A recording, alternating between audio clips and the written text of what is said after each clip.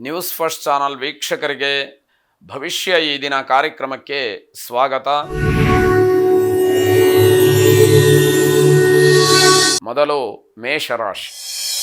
ಮೇಷರಾಶಿಯವರಿಗೆ ಆರ್ಥಿಕವಾದಂತಹ ಸಮಸ್ಯೆಗಳನ್ನು ಎದುರಿಸೋದಕ್ಕೆ ಪರಿಪೂರ್ಣವಾದಂತಹ ಶಕ್ತಿ ಈ ದಿವಸ ಇರುವಂಥದ್ದು. ಕೆಲವು ದಿವಸ ಆರ್ಥಿಕವಾದಂತಹ ಮುಗ್ಗಟ್ಟು ನಮಗೆ ಎದುರಾದಾಗ ತಲೆ ಮೇಲೆ ಕೈಯನ್ನು ಹೊತ್ಕೊಂಡು ಕೂತ್ಕೊಳ್ಬೇಕಾದಂತಹ ಪರಿಸ್ಥಿತಿ ಬರುತ್ತೆ.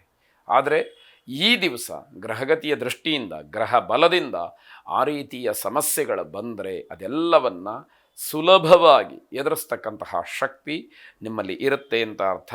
ಹೊಟ್ಟೆಗೆ ಸಂಬಂಧಪಟ್ಟ ಹಾಗೆ ಸಣ್ಣ ಪುಟ್ಟ ಸಮಸ್ಯೆಗಳಾಗಬಹುದು. ಸ್ವಲ್ಪ ಜಾಗ್ರತೆಯಿಂದ ಇದ್ದರೆ, ಆಹಾರದ ಬಗ್ಗೆ ಹೆಚ್ಚು ಗಮನವನ್ನು ಹರಿಸಿದರೆ ಅನುಕೂಲ ಆಗ್ತಕ್ಕಂಥದ್ದಾಗತ್ತೆ. ಆಹಾರದ ವಿಚಾರದಲ್ಲಿ ನೀವು ಗಮನ ಹರಿಸದೇ ಇದ್ದಾಗ ಮಾತ್ರ ನಿಮಗೆ ಸಮಸ್ಯೆಗಳು ಆಗತ್ತೆ ಅನ್ನುವಂಥದ್ದು. ಅದರಿಂದ ಅರ್ಥ ಏನು?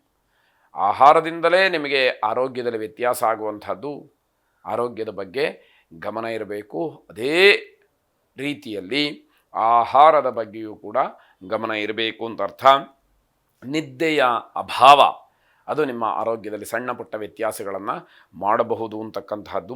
ಎಲ್ಲ ಕೆಲಸಗಳಲ್ಲಿ ನಿಮ್ಮ ನಿರ್ಧಾರ ಬಹಳ ಸ್ಪಷ್ಟವಾಗಿರಲಿ.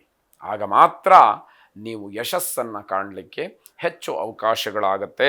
ಸರಿಯಾದಂತಹ ವಿಶ್ರಾಂತಿಯ ಅಗತ್ಯತೆ ಇರುತ್ತೆ. ಮಾನಸಿಕವಾದಂತಹ ತೊಳಲಾಟ, ಮಾನಸಿಕವಾಗಿಯೂ ಕೂಡ ಏನೂ ಬೇಡ ಅನ್ನುವಂತಹ ಒಂದು ಸ್ಥಿತಿಯನ್ನು ನೀವು ತಲುಪಿರ್ತೀರಿ. ಅಗ್ನಿದೇವತಾ ಶಕ್ತಿಯನ್ನು ಪ್ರಾರ್ಥನೆ ಮಾಡಿ ಶಾರೀರಿಕವಾಗಿ, ಮಾನಸಿಕವಾಗಿ ನಿಮ್ಮ ಶಕ್ತಿ ಇನ್ನಷ್ಟು ಮತ್ತಷ್ಟು ಭದ್ರವಾಗಲಿ.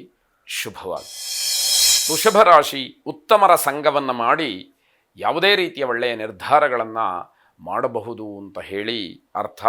ಮನೆಯಲ್ಲಿ ಹಿರಿಯರ ಆಶೀರ್ವಾದ, ಪ್ರೀತಿ, ವಿಶ್ವಾಸ ಇವೆಲ್ಲವೂ ಕೂಡ ದೊರೆತಕ್ಕಂತಹ ದಿವಸವಾಗುತ್ತೆ.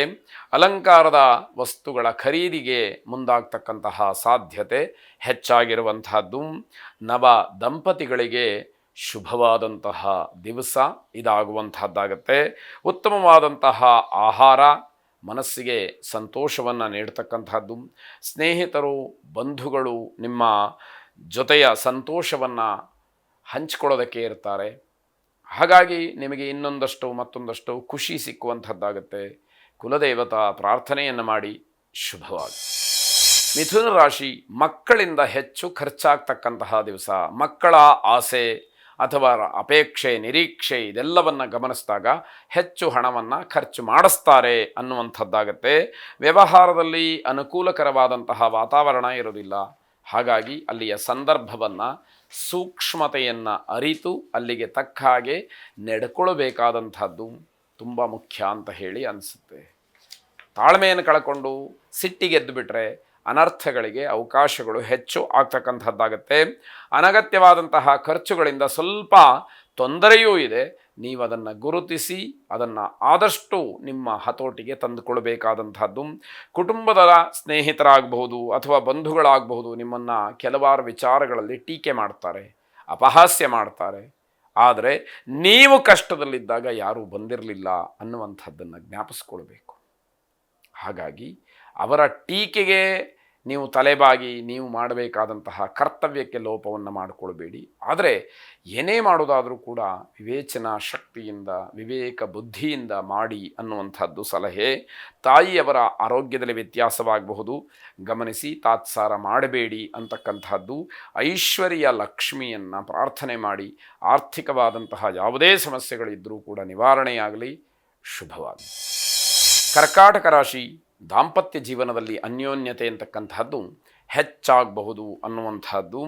ಅಕ್ಕ ತಂಗಿಯರ ಹಾಗೆ ಅಣ್ಣ ತಮ್ಮಂದಿರ ಆಸ್ತಿಯ ವಿಚಾರ ಸ್ವಲ್ಪ ತಕರಾರಿಗೆ ಬರುವಂಥದ್ದು. ಪಿತ್ರಾರ್ಜಿತವಾದಂತಹ ಆಸ್ತಿಯ ವಿಚಾರಕ್ಕೆ ಸಂಬಂಧಪಟ್ಟ ಹಾಗೆ ಸಹೋದರ ವರ್ಗದಲ್ಲಿ ಕಿತ್ತಾಟಗಳು ಮತ್ತೆ ಪ್ರಾರಂಭ ಆಗಬಹುದು ಅನ್ನುವಂಥದ್ದು. ಬೇರೆಯವರ ವ್ಯವಹಾರದಲ್ಲಿ ನೀವು ಹಸ್ತಕ್ಷೇಪವನ್ನು ಮಾಡಬೇಡಿ.